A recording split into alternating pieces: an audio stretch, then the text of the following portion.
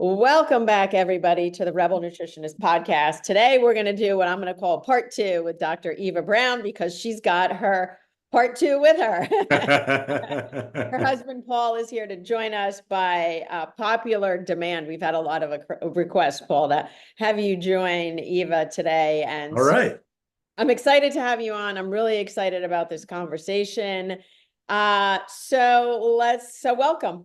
Welcome to the two of you. Thank you, Meryl. Thanks for having us. Of course, of course. So let's get into it. Eva, we did our last podcast and we talked about trauma bonds and relationships. And so there's been a lot of questions from our viewers and listeners about those things. And also, it's always different when there's two women talking and you're getting a woman's perspective on things. And some of the men were like, okay, well, we want to hear Paul's perspective. So I guess the way I want to introduce you, Paul, is, Eva came on, or Eva's style and the way she does things in terms of the counseling is amazingly effective, but different, right? So what was your experience with all of this? What did it take to get your, let's call it buy-in, if you will? Or, how did you feel about the way that she was presenting things to you, even because her communication, she's such an effective communicator, I think. That's a really good question. Yeah. So give us a little backstory on your, perspective. Okay. So I would say that, when we met, it was more that she was still in school. So a lot of the things that we would go over, she would learn something and then we would talk about it. Mm-hmm. And, we would try and figure out if okay, how does this, work in our dynamic or something like that. And so then we would try something and be like, oh, okay, yeah, that makes sense. And so I guess her teaching style and those kind of things have developed over the years. So I would say that we just got along as far as our conversation and our flow and everything like that to begin with.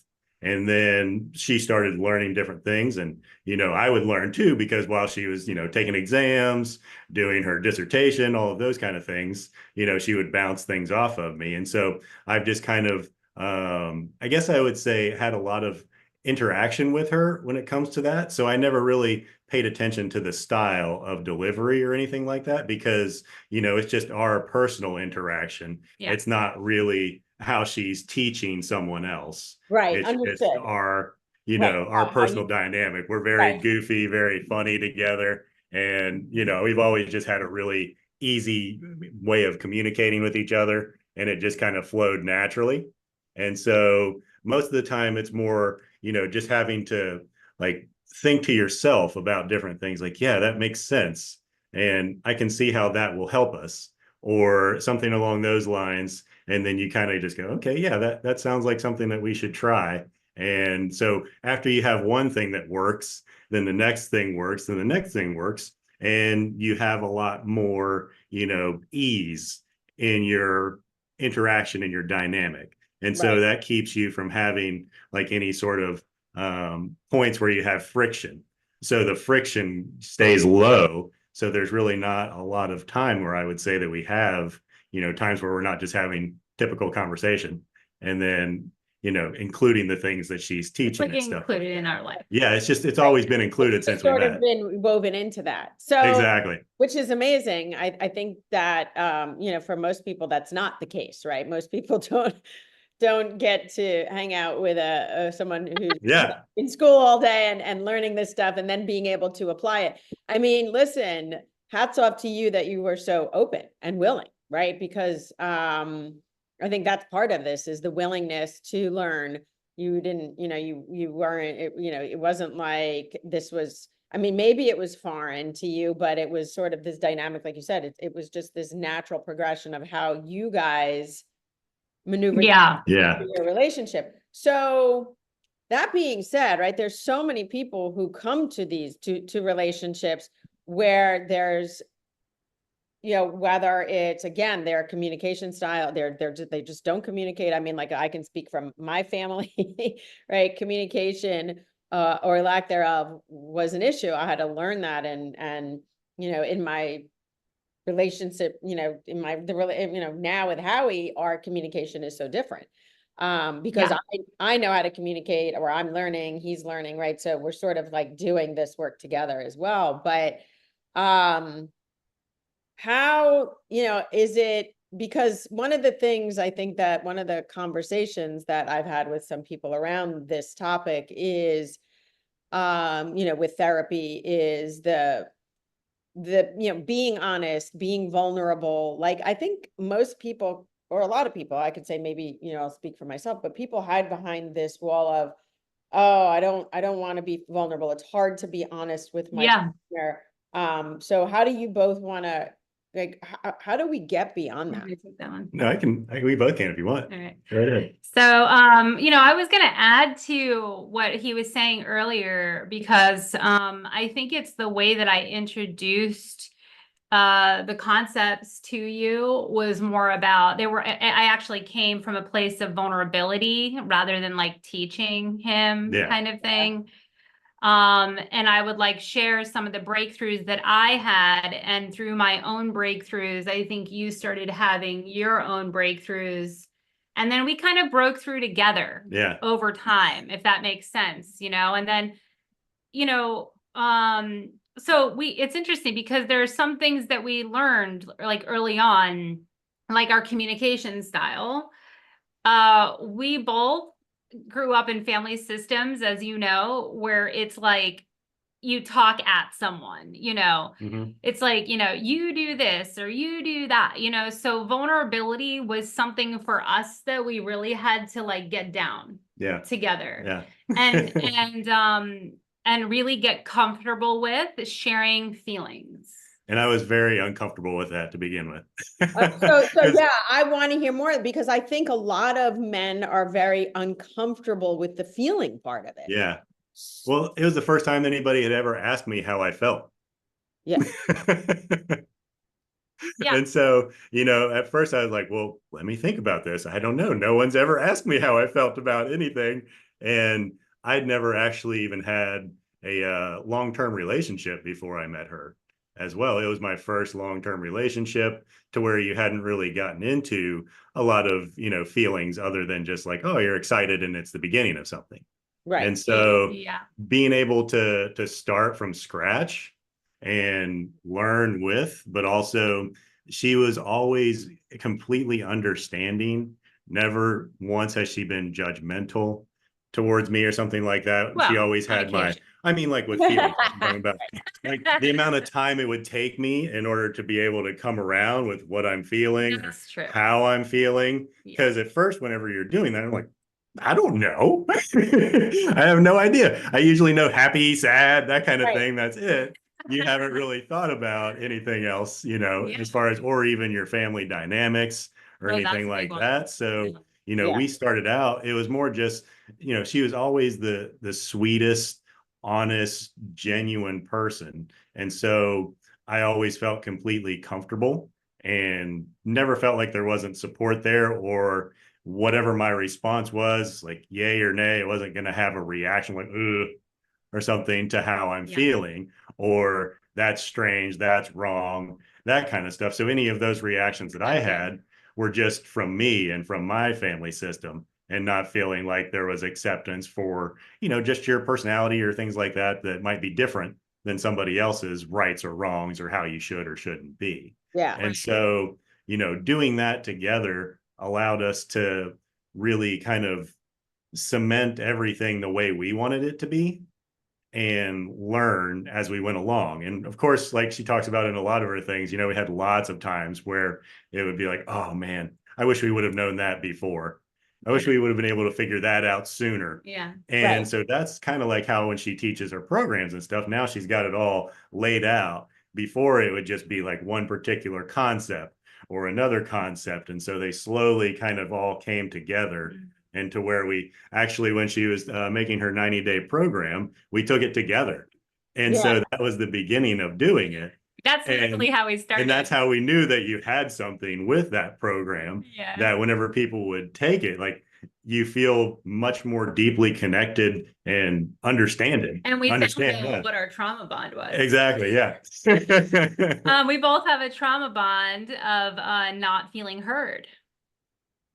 and also not feeling acknowledged Right. in our feeling. Like if you asked Paul and I what we felt early on, I would give you like this really long story of my feeling. You know what I mean? Like I wouldn't be like, I feel sad or I feel disappointed. Like feelings are pretty simple, right? And I teach my couples how to be simplified in it, because people think talking about feelings is complex. Yeah. But it's not. It's actually the simplest thing you can do. It's just find a feeling and then put I am in front of it, you know? Yep. Right. But what I would do is I would be like, "Blah, blah, blah, blah, blah," and then Me he too. would, and then I I'd don't get in even my own know. way. I'd get in my own way all the time. Yeah, and Right. we had seriously like escalating arguments because we're both stubborn.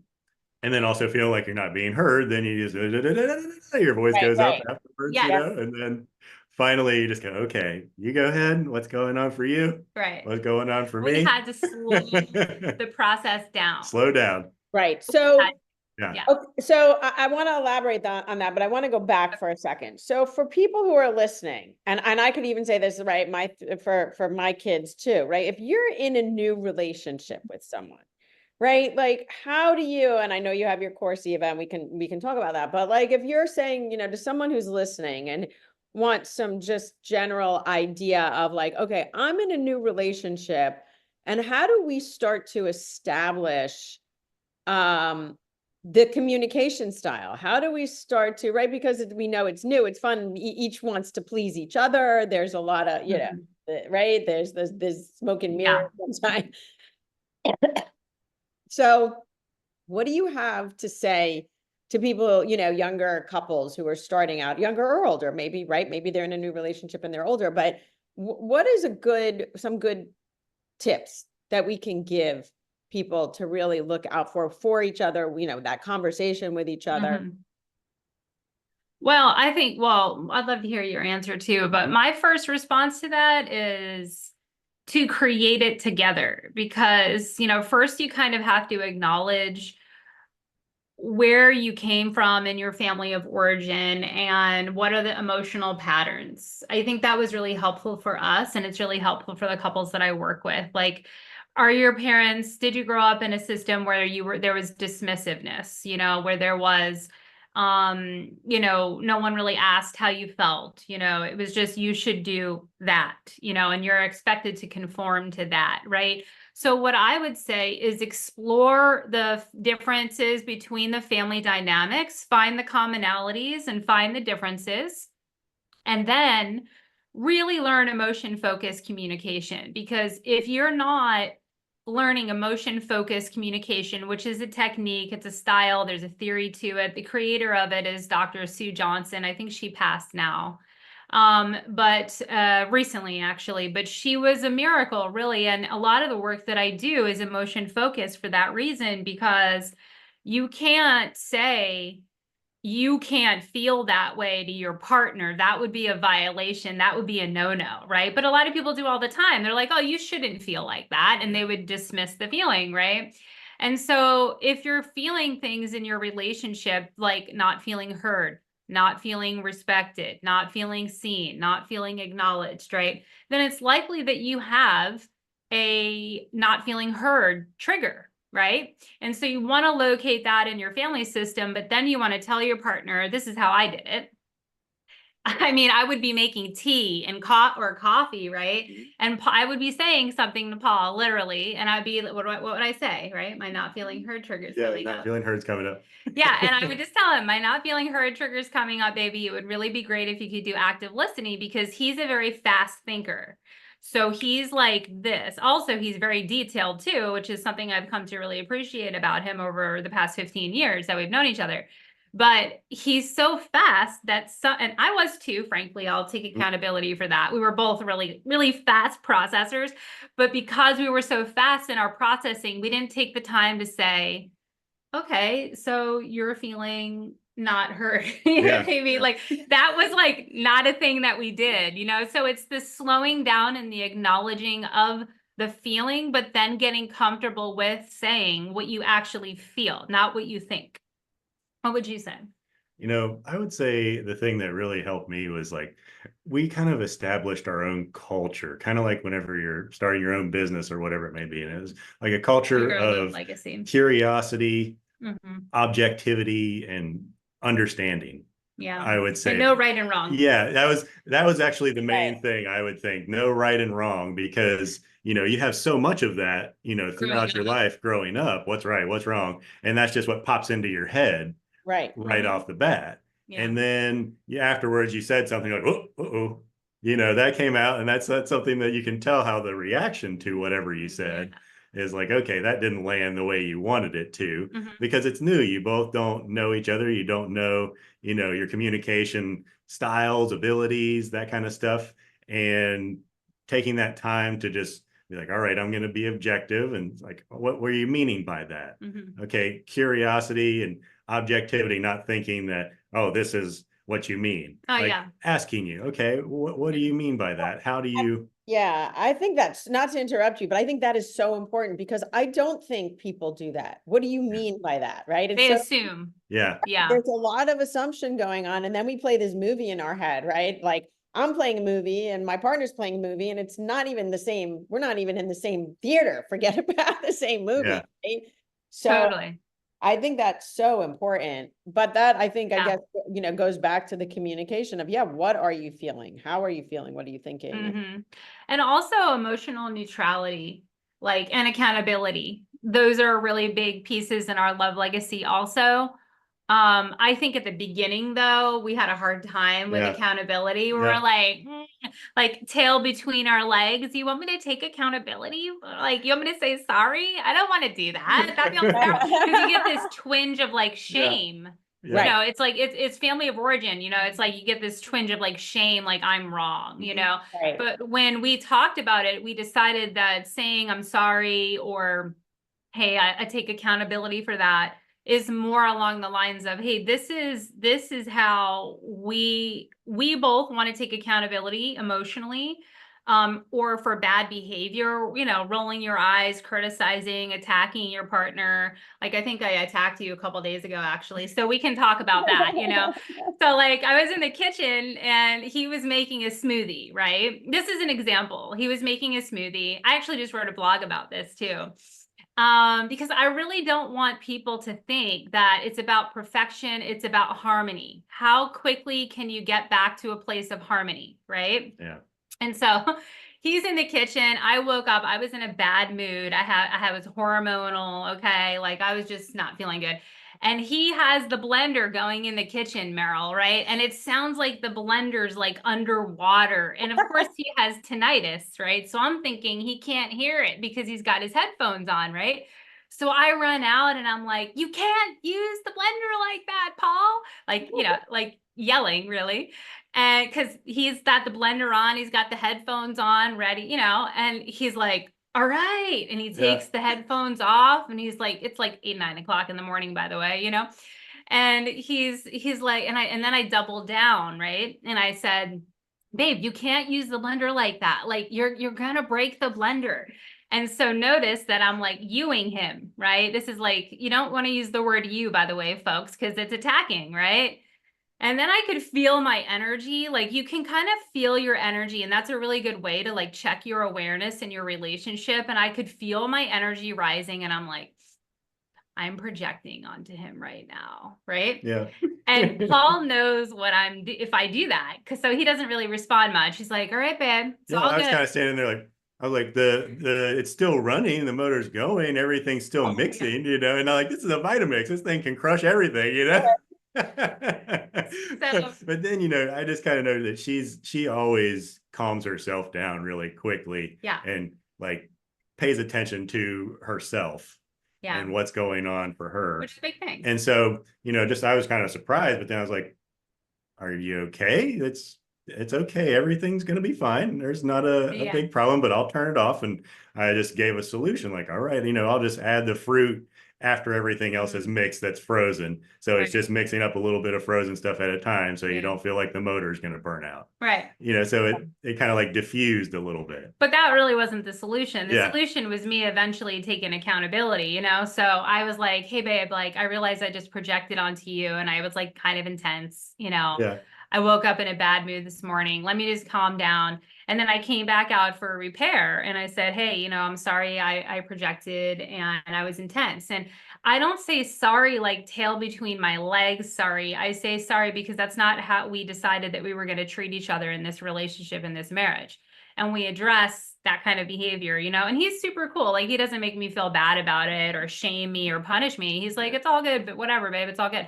But I think he appreciates the accountability. Do you want Definitely. to speak into that as a Yeah, man? I would say that I've always appreciated how accountable that she's just been for everything. There's never been a time that she's not accountable for something. And so that made me want to like be able to kind of reach that bar too. Yeah. And so I don't do that perfectly all the time, of course, of being accountable right away. Sometimes it takes me a little bit of time to figure out what I am feeling and why I had That's true. the reaction or response I did to something.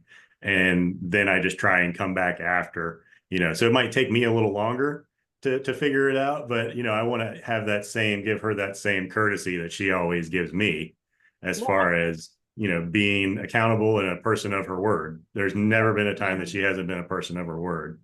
And I always really appreciate that. Yeah. And that, But it's something you build. Yeah.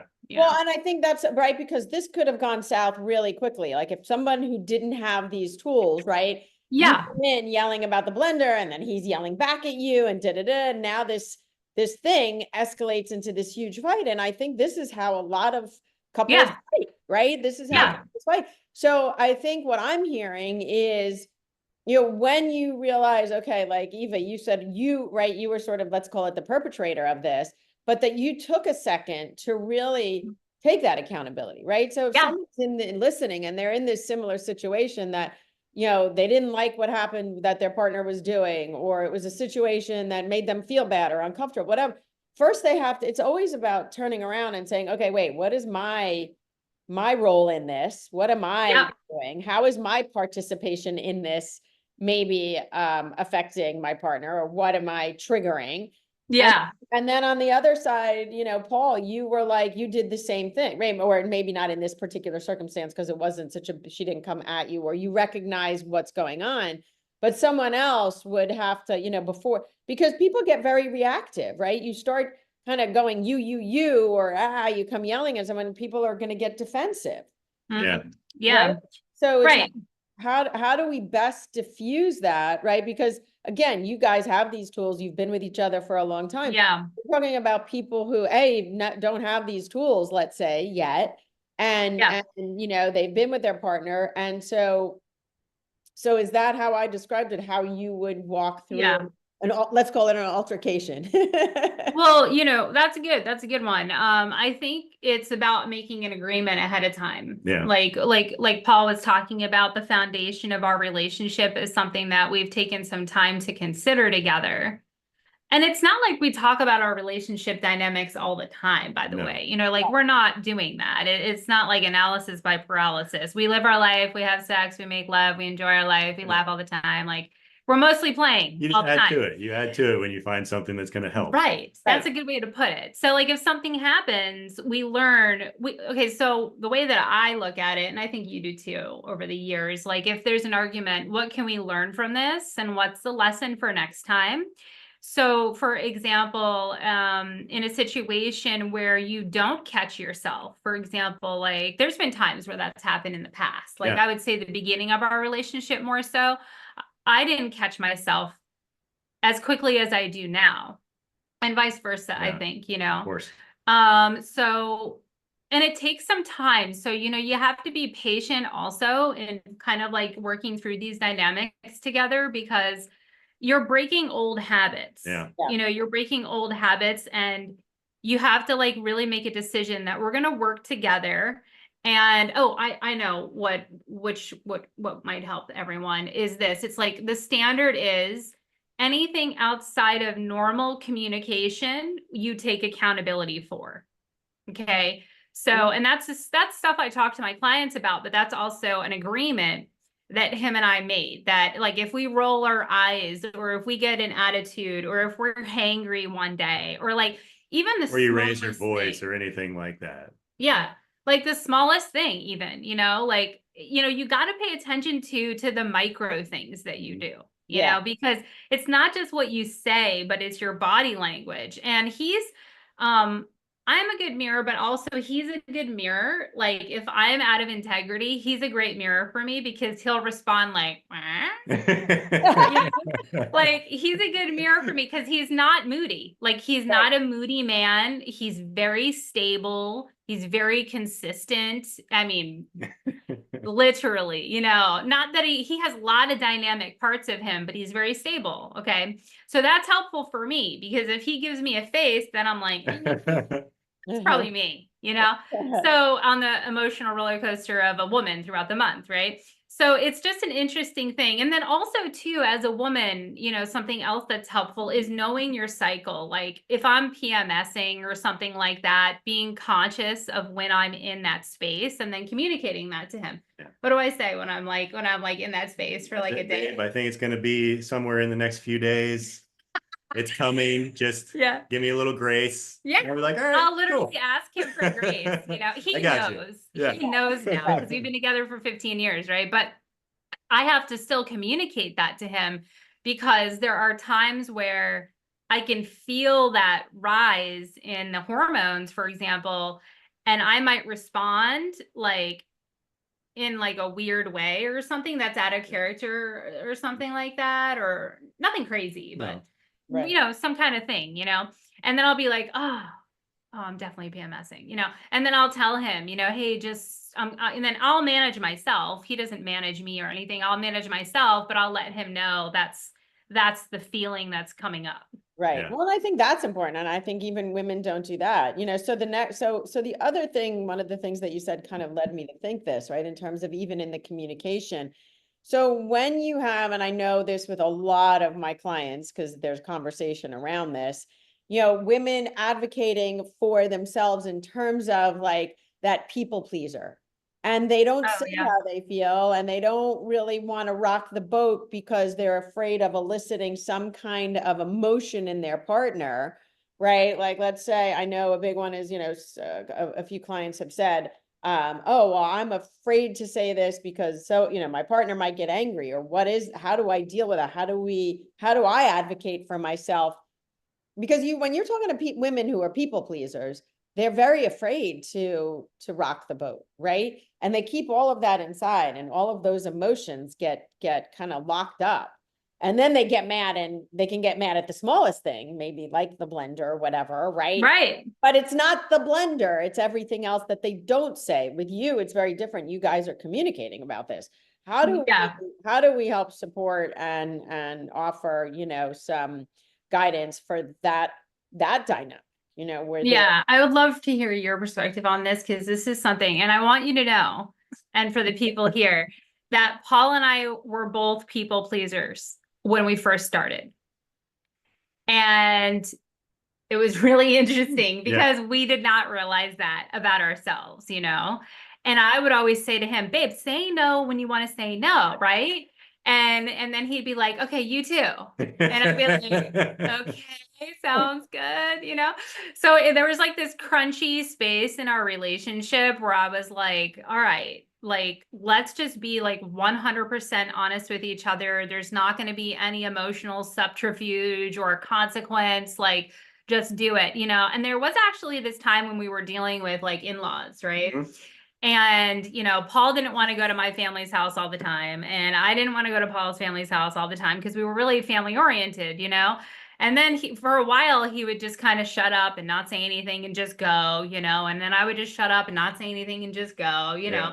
And then we, every once in a while, we'd be like, we felt this resentment that would kind of like build up. Like, I don't want to go. Like, it's Saturday and I want to relax, or I've had a long week or whatever. So anyway, what are your thoughts, babe? Because I know you have a lot going on. I definitely would say that too, because in a lot of those times I would think like something would happen if I'm not there. Things would be said or done that won't be said or done if I'm there. And so if I'm not there, then I'm very protective and a very loyal person.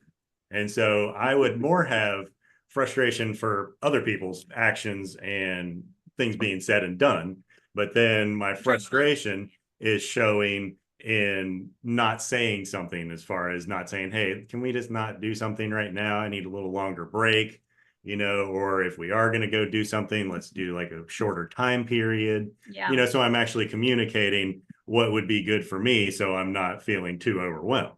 Right. And I had a problem doing that. And then it would be like a defensive response from her because my, way I was coming across was very negative and like, ugh, I gotta do this again, that kind of thing. Oh, yes. I was And very so, protective of my family back yeah, then. We couldn't talk about each other's family systems, which is another thing for new couples, by the way, that like I just want to Yeah. throw in real quick. Go right ahead. That's good. That like get comfortable talking about each other's family systems and dynamics and the whole thing without getting defensive. Like Yeah. practice emotional neutrality around that, because he and I were very protective of our families until we became protective of each other. Yeah.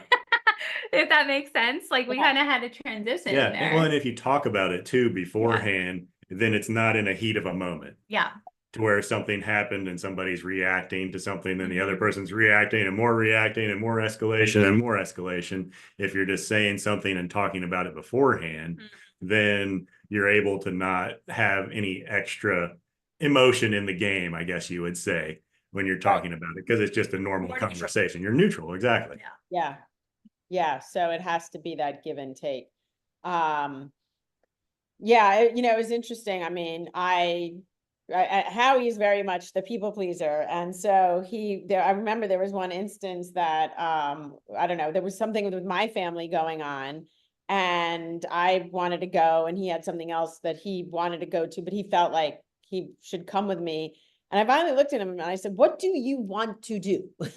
Right? Like, do you want to go with me? Because you don't have to come with me. Right. And when I said that, Right. he was like, oh, thank you.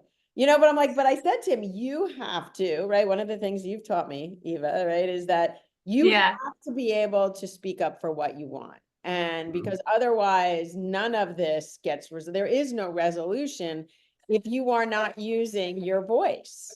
Yeah. And it shows up in the bedroom. Shows up everywhere.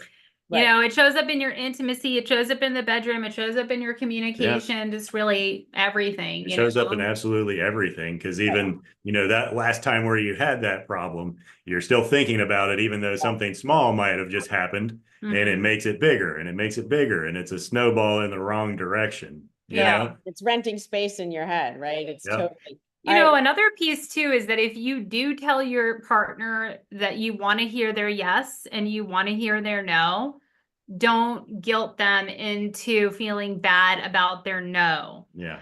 Because I used to do that. Remember? Give us an example. Like, what is that? Oh, we could talk about family. I would be like, well, if you don't want to go, it's fine, And then this is like when we 3 years into our relationship. And then he would be like, all right, I don't want to go. And then I would feel anxious and insecure because I had an anxious, insecure attachment back then. We're secure now, obviously. But back then it was like, I was anxious, insecure. What do you mean you don't want to go? Like, do you not like my family?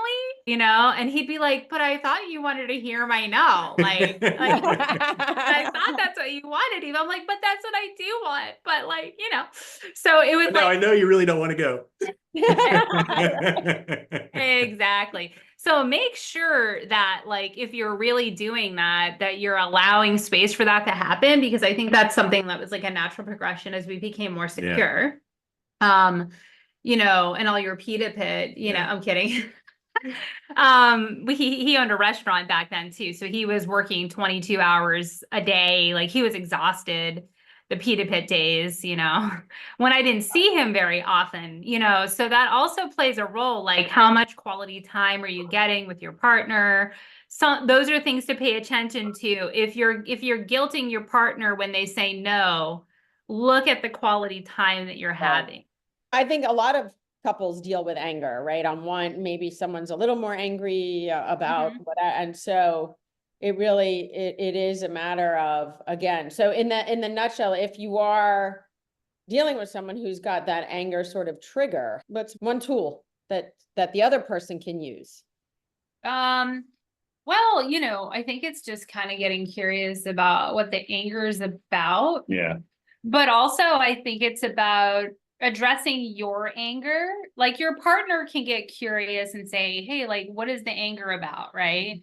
But I think on some level, you have to look inside of yourself and ask yourself, like, where is the anger coming from for you? You know, and a lot of the time triggers, not a lot of the time, pretty much all the time, unless there was like an emotional betrayal in the relationship with your partner, like an affair or like something like really hurtful, that's different, because then you're going to get triggers from that, right? That's going to create anger, that's going to create resentment, right? But if you're a very loving, committed, faithful, staying partnership, right?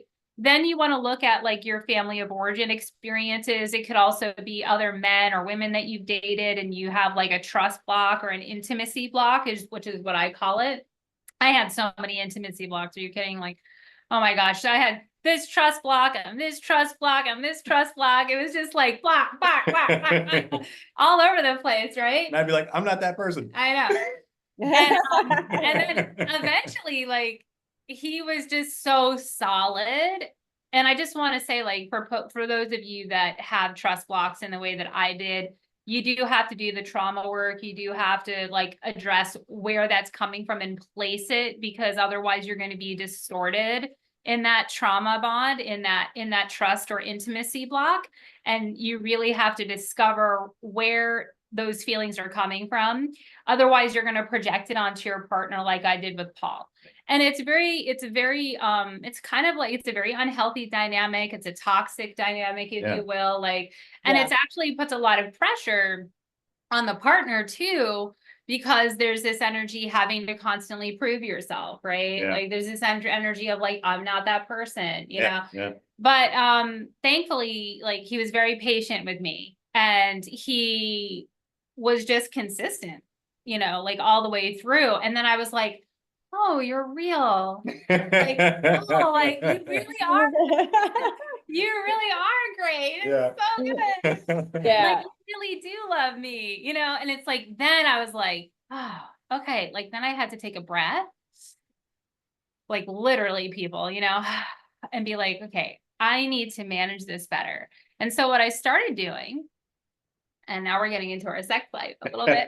What I started doing is kind of working on my trust and working on trusting myself, because you can't trust your partner fully, even if they never did anything. You know, it doesn't matter about that. Like if you have an anxious, insecure attachment style from your experiences, you have to work on trusting yourself, inner resourcing, and stuff like that. And slowly but surely, you've seen that confidence build in me over the time. He's so proud. I mean, he's like a proud father, for God's sakes, you know, but it's just been a long haul, you know. What do you want to speak to that? I would just say, you know, also you have to think too, like whenever you're meeting, you don't know what age people are meeting at. You're meeting when you're really young. You haven't had a lot of experience yet. And so there's so much that, you know, you're still going to explore together as you get older. And I just kind of look at myself and I go, all right, am I the man that I want to be for her at this point in time? Is there something else that I can change or do differently, or look at myself to see if I can improve on?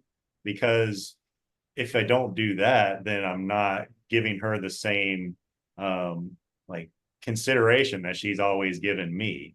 Right. You know, because she's always been that type of person and growing and, you know, wanting to like do the best for someone and be like the most honest and, you know, true version of herself that she could be for you.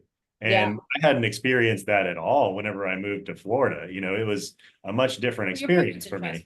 They were very trustworthy. So it was more just dating and things like that when I was younger. Here, it was such a different experience for me because you can go 5 minutes one way or the other and no one knows each other.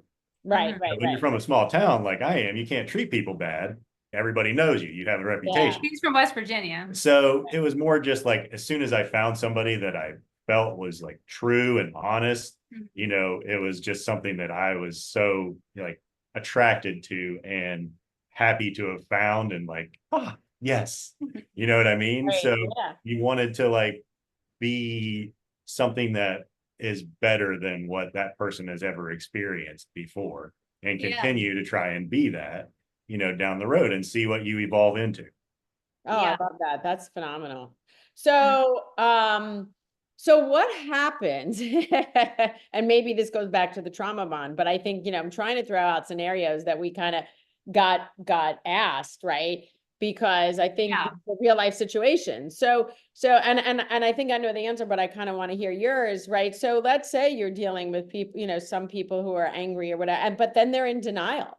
Right? Like, I'm not angry. I'm not this. I'm not that. Yeah. Yeah. Right. So then that's the flip side of that coin. How do you talk to a partner who perhaps might be in denial about their feelings, whether it's anger, whether it's resentment? I don't know. Right. I'm assuming it goes back. Obviously, it's a trauma bond, but how do you even break through there? Yeah. I definitely could say something about it. I was very similar to that as far as saying that I'm not angry or something like that myself. Oh, okay. And so that was something that took me time of just sitting with myself and also, really thinking about where it was coming from, because I wasn't acknowledging that I was frustrated with. And the thing that would frustrate me, it usually wasn't something between the two of us. Whenever I had a frustration, it would between, like we're talking about family dynamics, it would be something outside of us. And so I wasn't really acknowledging where my anger was coming from. And so then it would manifest more in argument and interaction and stuff like that.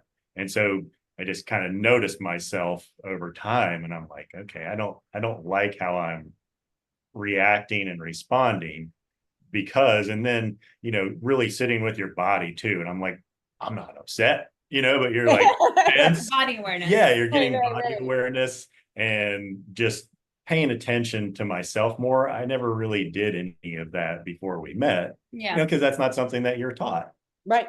when you're younger. I wasn't taught anything about emotions or feelings or anything like that. And it was more just me deciding what I wanted to, look at and make sure that it wasn't something that I like look at myself down the road.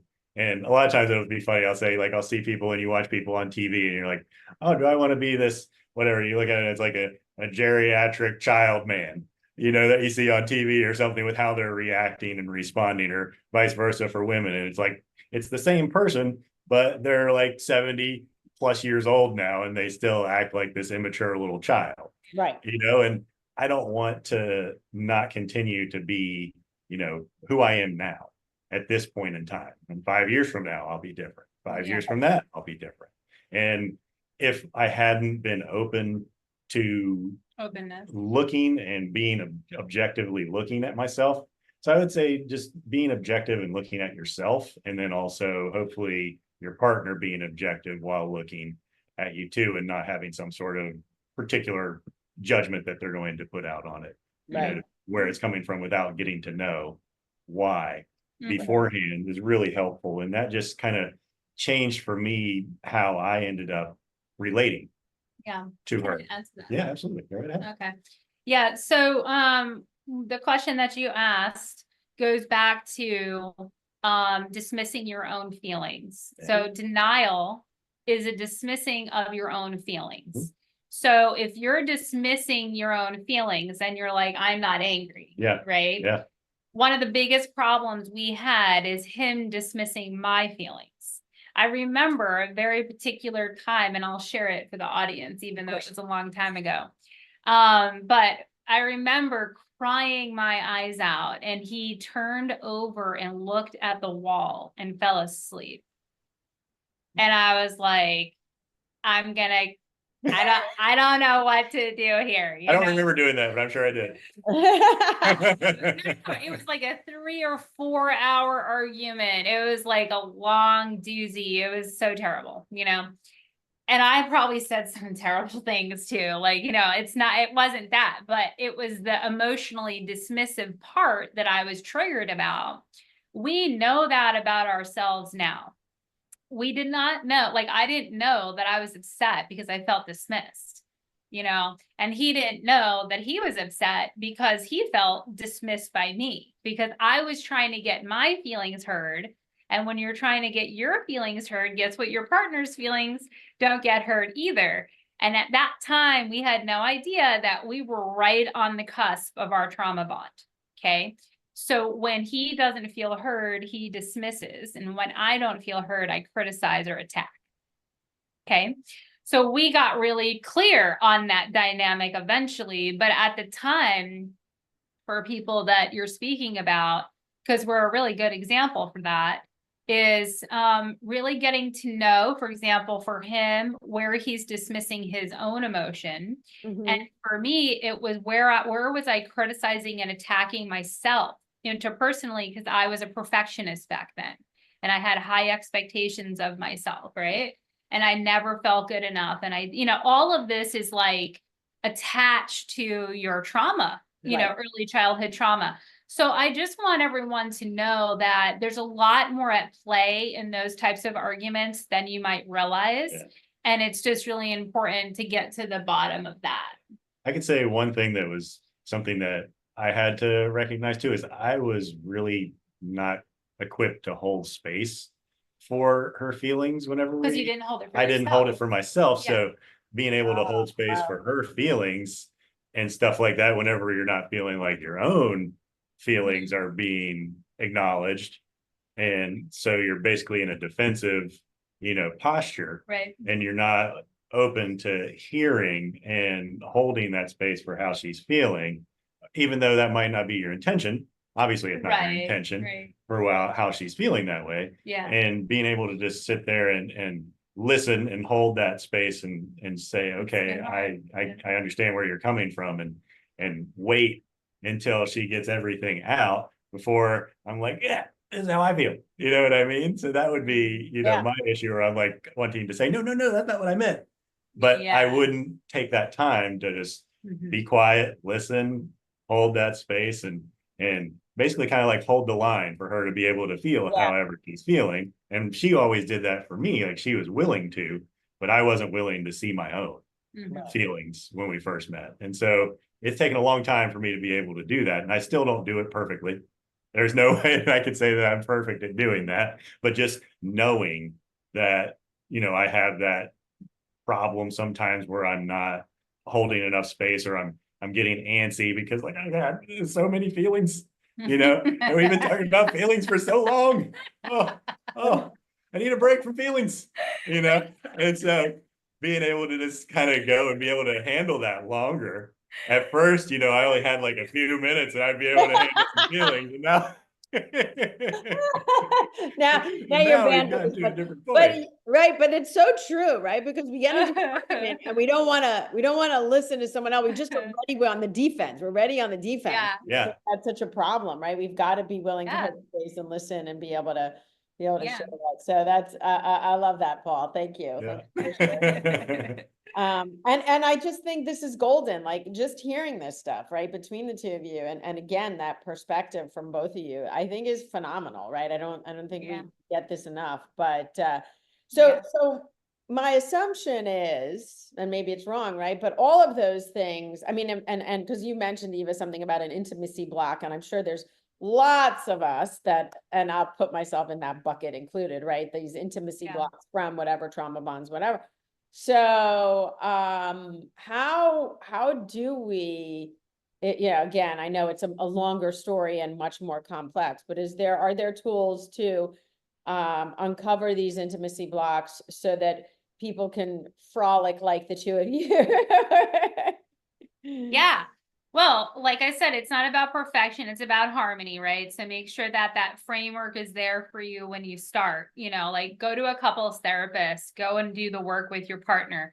A lot of people are not doing the work together. They're doing it individually. And the truth is that it's important to do it together, but I think a lot of people get scared of doing it together because it's vulnerable, and you're bringing your relationship, like the thing that's like the most important thing in your whole entire world. It's like, if you bring yourself, it's like, I can put myself through anything, but if I bring my partner, it's a lot more intimate, and so like, you want to find someone that you actually can like trust and work with and stuff, because it's very hard, Meryl, to do the kind of work that we're talking about alone. Okay. Like I do this with my clients, and it took us years to break through our stuff. But with my clients, it takes like months, 6 months, let's say, 3 to 6 months. If you really have a lot of trauma bonding and, you're resistant, maybe it will take you a year, and you're always practicing, by the way, and you're always evolving. Like an argument now between us lasts 10, 20 minutes now, before it would be like hours, that's why he was like, I'm exhausted already, Eva. And I'm like, okay, sorry, and if it's like a quick thing, like we'll get through it in a couple of minutes, right? But, and here's the thing too, like when you build the confidence as a couple, you just know how to handle it. Right? You already know, you set the foundation, you've talked about it, you figured out like, what's your love legacy? What are your agreements? I call them like love legacy agreements, right? What are the things that are going to hold the foundation of the relationship when you're having that conflict is really important. But specifically about trauma bonding, you really need someone to go in and look at your family system and map out the emotions of your family system. And I think you know what that is, Meryl, right? It's like, you're going in and mapping out your partner's emotional system and your wife's emotional system or your husband's emotional system, whatever it is. And you're looking at the emotional dynamics within the family system. So like in his family system, they tend to not talk about feelings. They tend to be dismissive. They tend to Sweep it under the rug. Suppress their emotions. They do take accountability though. Like, they live in a right or wrong kind of black or white type of thing. Not a lot of gray, right? And then in my family system, there's like a lot of heavy emotion. Like there's a lot of like crappy behaviors.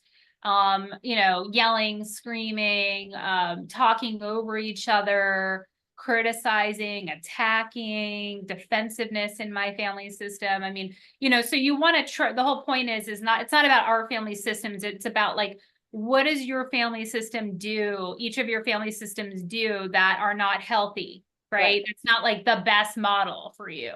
It's not about like your family being bad, by the way. Like our families are great. We love our families. We love them.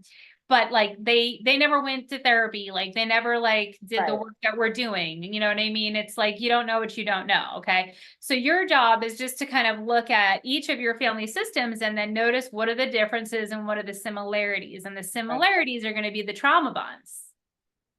So something to talk about with your partner. And I walk it through in my 90-day program. I do walk them through that.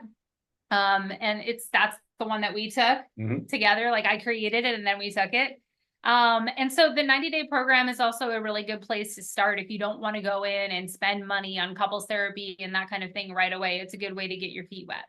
Great. So I think we should probably get that link. Yeah, you got it. I'll send it out. It has all my master classes. It has like, you'll get access to my whole portal. It's not just the 90-day program, all of my master classes. I add new master classes there at least once or twice a month. So there's like 40 master classes plus the 90-day program.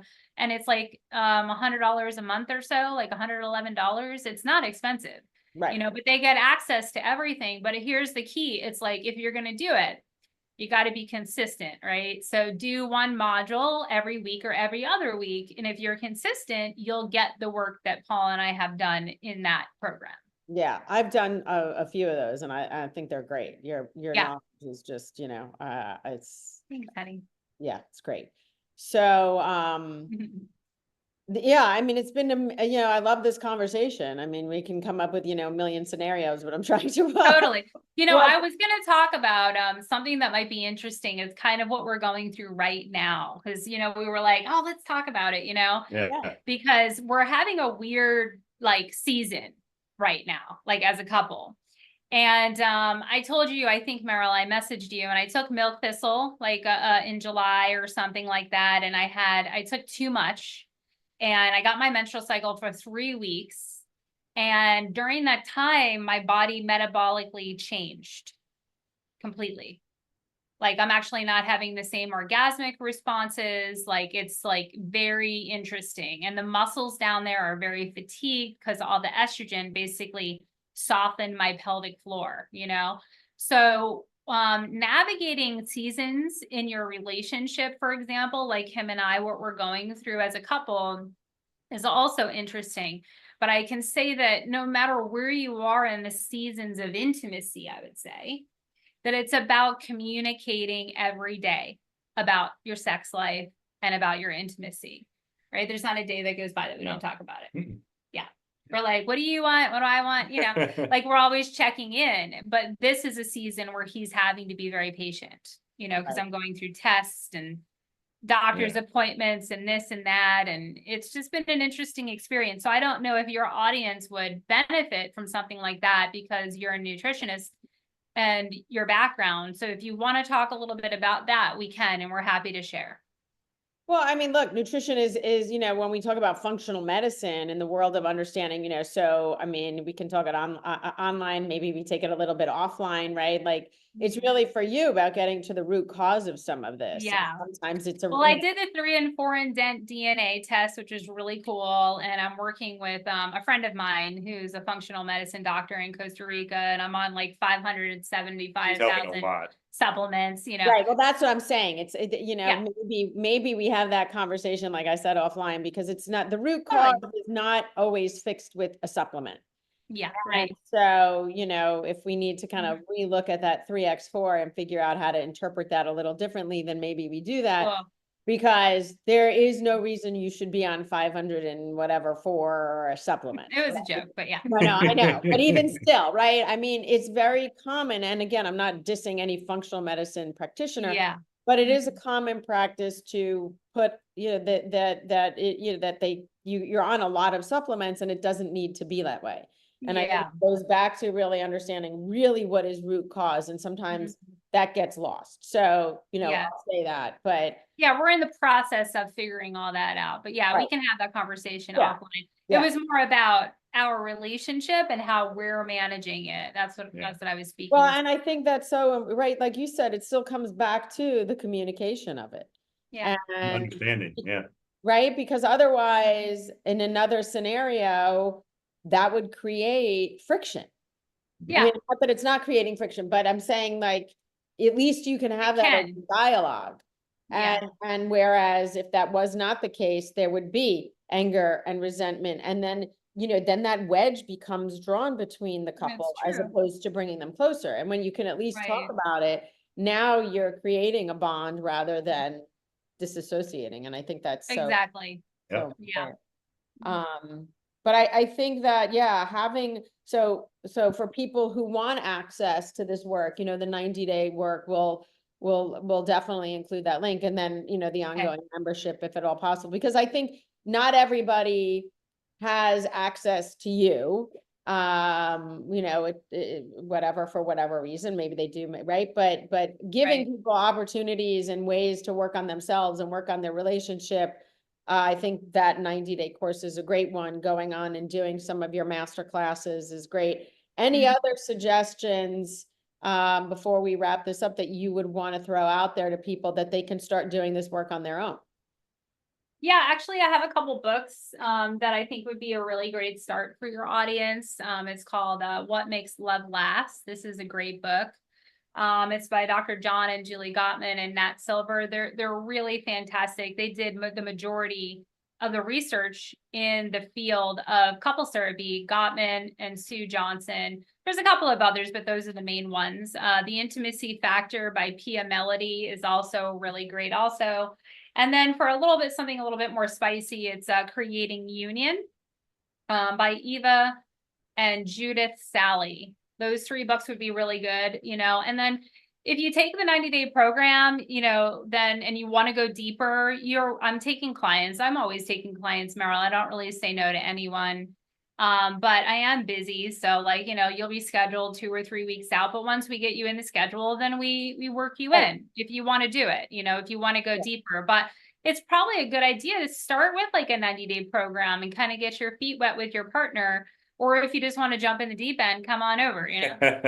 Absolutely. Listen, I would encourage anybody who want, you know, I mean, you're phenomenal. Your work is just, you know, and I've worked with a lot of therapists. You're phenomenal. So Thank you, have to Meryl. say that. So if we can what we'll do is we'll get those links for those books and we'll put those in the show notes as well, so people can get to that. But Paul, thank you for your honesty, for your perspective. This has been great. I hope you've enjoyed it. I had a great time. It's Good. very nice to get to know you. Yes, same. And Eva, as always, great chatting with you. Any last words that you guys want to share with our audience? Yeah, I would just say, for me, try not to show up with any resistance to whatever it is that you're doing with each other. Because the resistance is what always kept me from getting there faster. Mhm. And that really changed once I tried to lower my resistance to everything. So whatever my natural reaction would be, You don't like to okay, conform. I don't like to conform. Yes, I mean, I'm a wildling from the mountains, if you really want to know who I am to begin with. And so, just kind of slowing those things down and seeing if I can, not show up in a way that's going to keep me from making progress. Bias or prejudice. Yeah, bias, prejudice, and just let my resistance kind of go. And, when it's with your partner, you don't need to have resistance, and you'll be able to get to your goal faster. Yeah. Awesome. I love that. Eva, that was great. Thanks, Paul. Yeah, I second that. I think that's great. Like if couples come in and they're like ready to do the work, that's my favorite thing. Yeah. Because resistance does, first of all, if you come in with resistance, you're wasting your money, you're wasting time. Yeah. And like, don't do that. To take the 90-day program and have resistance with that. Like, don't come into like coaching and get lasered coaching and then have this resistance. That's not fun for the practitioner. And it's not fun for you, but there are times, by the way, like I have clients that come in and there's some resistance with one or both partners, but I can usually join and create a relationship and it feels great, but on occasion, it's like pulling teeth, and that's not fun. So try to relax and enjoy the process. Yep. Awesome. Well, thank you guys. This was a great conversation. I think. Thank you for having us. Thank you very much for having me. Yeah, our listeners are going to love this. All right, everybody, make sure you go check out Eva's site and the resources. She is a wealth of knowledge, as has Paul been. So thank you. This is a wrap. This is your Rebel Nutritionist signing off. Make it a great day.